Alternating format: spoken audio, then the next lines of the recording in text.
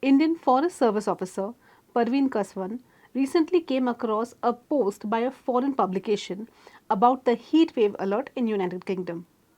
The temperature for which the alert was sent out was barely 26 degrees Celsius. Kaswan's comment that the heat wave temperature in UK is just 2 degrees above the default AC setting in India caused a riot of memes. Rightly so, for several cities in India have been battling scorching weather with temperatures rising to 50 degrees Celsius in certain cases, and barely a fraction of households in the country can afford cooling of any kind. Even the cities like Delhi that had reported peak temperature in summer caused power demand to soar to unprecedented levels. Now, the profits in the power generation sector are likely to come from three major catalysts: new capacities, rise in power tariffs, and power storage. First, let's talk about new capacities. India has set a target to achieve 50% cumulative installed capacity from non fossil fuel based energy resources by 2030. The pledge is to reduce the emission intensity of GDP by 45% by 2030. For India's power producers, a mix of policy amendments and a stronger corporate interest in green energy is making the segment more and more lucrative than ever. However, to meet the peak power demand, the contribution of thermal power is here to stay. India will be adding fresh capacity of about 10,000 to 12,000 megawatts of thermal power over the next 5 years. But as per Niti Aayog, the share of new thermal power capacity would be restricted to a third of the total incremental capacity. Next comes tariffs. While there is a firm commitment to bring in renewable power capacities on stream, the pace of commissioning new plants is not keeping with the targets envisaged earlier. This is due to various reasons like land unavailability, the restriction of imports from China, etc. Hence, given the potential demand supply gap in power availability, most power producers are betting on an attractive increase in merchant power tariffs over the next 5 years.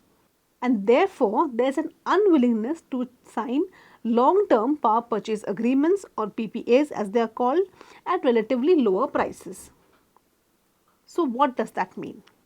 It means that the bulk of the incremental power produced will need to be stored to fetch competitive rates at a later stage. Hence, the biggest catalyst is expected to be the demand for energy storage capacities. Such storages come in three variations. First is obviously battery storage. Second is pump hydro storage, where you use renewables such as sunshine hours to pump water at night time, and the water then cascades down, runs turbines and generates power. Third is green hydrogen or green ammonia related storage. The hydrogen produced from electrolysis can be stored and converted back to electricity when required. Green hydrogen carries great potential for energy storage because it can be burnt when required without any carbon dioxide emissions or used directly in fuel cells. Surplus renewable electricity produced during off-peak periods can power electrolyzer plants to make hydrogen. This hydrogen can then become a store of carbon-free energy converted back to electricity when demands peak and provide balancing power for the grid. So, the energy storage facilities basically help in improving grid stability, catering to peak demand, providing ancillary support services, enabling larger renewable energy integration, bringing down peak tariffs, reduction of carbon emissions, allowing energy arbitrage, and so on. As per the National Electricity Plan, India's energy storage capacity requirement is projected to more than double to 82.37 gigawatt hours by 2027 to 411.4 gigawatt hours by 2032. Further, CEA has also projected that by the year 2047, the requirement of energy storage capacity is expected to multiply almost 50 times to 2380 gigawatt hours due to the addition of larger amount of renewable capacity. This is considering the net zero emission target set for 2070. But is such a catalyst backed by regulatory mandates, which is typically the norm for utilities? A long-term trajectory for the Energy Storage Obligation ESO has been notified by the Ministry of Power. This will ensure that sufficient storage capacity is available with obligated entities. As per the trajectory, the energy storage capacity shall gradually increase from 1% of total capacity in financial year 2024 to 4% by the end of the decade, that is 2030. This requires an annual increase of 0.5%. This obligation, or the ESO as I told you, shall be treated as fulfilled only when at least 85% of the total energy stored is procured from renewable energy sources on an annual basis. So, the catalysts are firmly in place for the power sector to rake in bigger profits in the years ahead. But green energy producers may no longer remain the blue-eyed boys of the sector.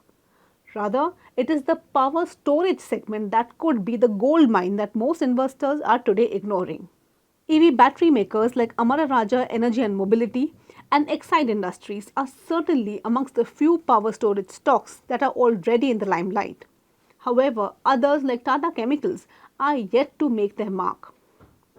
Tata Chemicals is primarily known as a salt and soda ash maker. However, with its inherent strengths in chemistry, Tata Chemicals is creating a platform for electrochemistry solutions to power storage. The company is partnering with Indian R&D centers like ISRO and CMET for indigenous development of actives, cells and recycling procedures. The scientists at Tata Chemical Innovation Center in Pune are also working on multiple chemistries as well as cell designs and active manufacturing technologies. Plus, with strong capabilities in chemistry, Tata Chemicals has already launched recycling operations to recover key minerals. Now, you would be mistaken to assume that Tata Chemicals is the only company to be working on innovations for energy storage and battery recycling ventures. There are several other companies in the fray. As we keep building a watch list of such stocks, check out the Equitymaster screener for fundamentally sound and actionable stocks in this space. Hope you like this video. Thanks for watching.